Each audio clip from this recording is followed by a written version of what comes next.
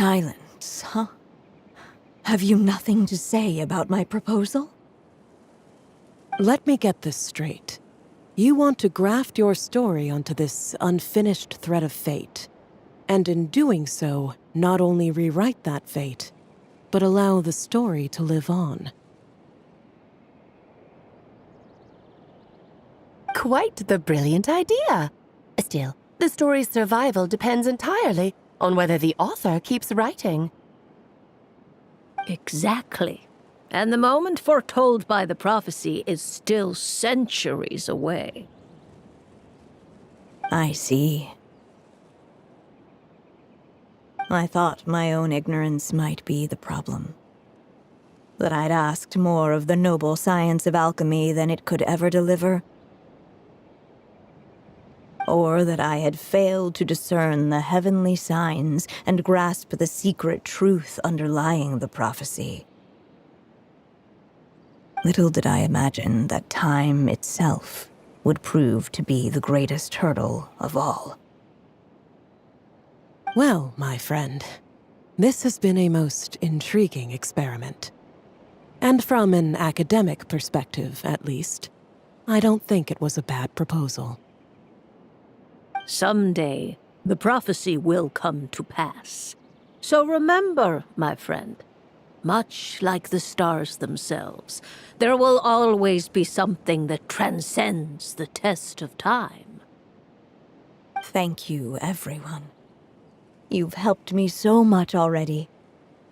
But, Alice, I still have one final favor to ask of you. Will you lend me your magic one last time, just enough for me to keep his story alive until the prophecy is fulfilled?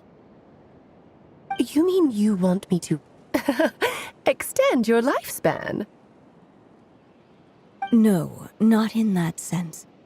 As Rheindotter once told me, the laws governing life and death are among the most unyielding in this world. I'm well aware of that. Whether it lasts a day or an age, the span of one's life is determined by fate alone. If I tried to breach that law by force, I'm afraid I would lose what makes me human. This is not a path I want to go down. If I am to die, then I shall die a human. So what is it that you want me to do?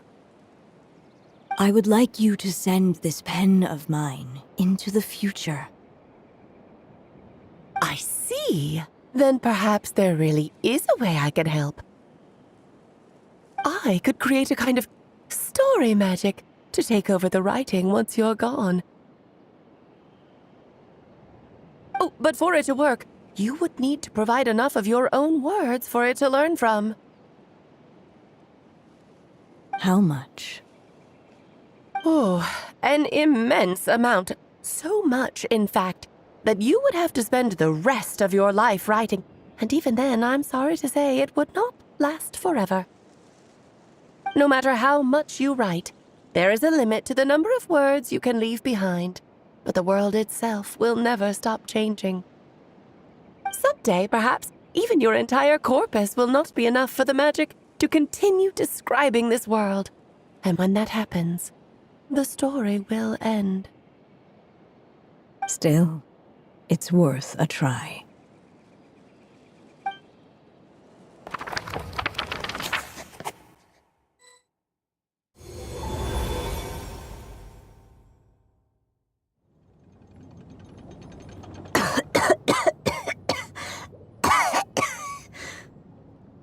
Oh, my dear Anya. Even after all this time, you're still... Look at you. You should be enjoying your old age in peace and quiet, especially now that things are finally returning to normal after that terrible calamity. Once he leaves Simulanka, things will only get more complicated. If his story is to continue, there needs to be more material for the magic to draw upon. I'll just have to skip over some of the less important details. Anya, why do you insist on sending him out of the storybook world? Why must he face his fate in Teyvat? Why not just let him remain within the story? With my magic, even fate's curse could be undone and he could live happily ever after. I suppose. In fairy tales, all it takes is a heartfelt wish. And even a wooden puppet can turn himself into a real boy and live happily ever after. That's just how fairy tales end, isn't it? But have you ever wondered what happens to the main character after the ever after? Tell me, Alice, in your eyes, what would be a writer's greatest regret? To leave a story without an ending. Not a bad answer. It's true, many writers come to consider that their greatest regret. But I see things differently. My greatest regret is that every story I write has to come to an end in the first place. Anya. No matter how brilliantly a character shines, the moment their story ends, their potential is lost forever. For them, the story itself becomes an inescapable fate. But what if, instead, I could place my pen in their hand and let them continue the story themselves? You mean... You said it yourself. I can only leave so many words behind. Even with your magic, the idea that I could keep the story going until the prophecy comes to pass is wishful thinking at best. But I've found a way to use your magic to transform some of my finished stories into a special kind of ink. This ink is a magical medium he can use to complete the story the way he wants to. For what is storytelling but another kind of magic? And if he can experience the whole tale himself while leaving behind his own wishes and aspirations, even once he reaches the chapter where I stopped, he'll still be able to carry the story forward on his own. And so, by leaving him this ink, I can entrust him with the responsibility of writing his own story. A character with the power to write their own story. That way, he'll finally be free from the cage that is my pen. And like anyone else living in the real world, he can go on to create a life of his own. And you no longer need to worry about the constraints of my magic. What a brilliant idea, Anya. But there are still risks. First of all, once he arrives in Teyvat, he'll have to rely entirely on the story you left him to maintain his connection to that world. As you gradually hand over creative control, that connection will grow weaker, and at some point, he might lose it altogether. But at the same time, he'll also have the chance to forge that connection for himself. The issue is, this method taps into too many of Teyvat's core secrets. Any overt hints you try to leave will be erased in no time. In fact, it'd be hard for you to leave anything at all to guide them. We still have the story itself, though. I can use that to show them the way. It's entirely possible he burns through all your ink, never reaches the chapter you had in mind, and gets stuck roaming the chapters of his past. But despite all that, I still believe in what this child can become. His hopes and wishes can be his ink, so he won't be trapped by mine running dry. Oh, what the writer you are, Anya. Your imagination never ceases to amaze.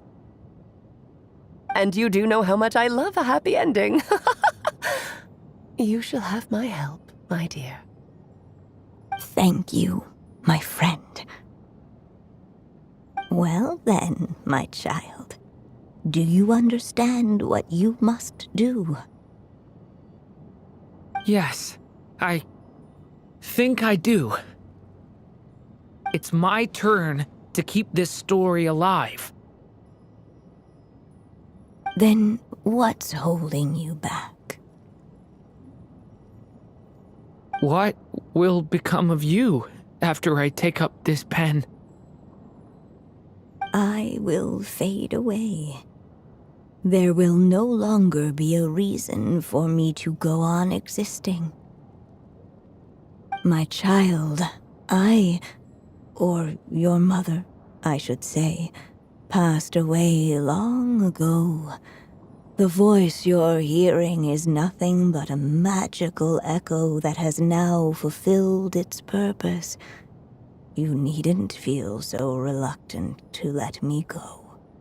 I know my mother died long ago. It's just, when you lose your mom too soon, it's hard to tear yourself away from the stories she used to read. I guess it's a silly way of pretending she's still here, by your side. Durin. But after coming to this world and traveling it with my friends, facing all kinds of enemies together, I suddenly realized I couldn't just sit around listening to my mother's stories because I'd found a new purpose in life. Maybe this is just what growing up feels like. With all my new friends waiting, it's time I finally set aside my mother's storybook. I'm ready to grow up now, Mom. Then take this. A gift I should have given you a long time ago.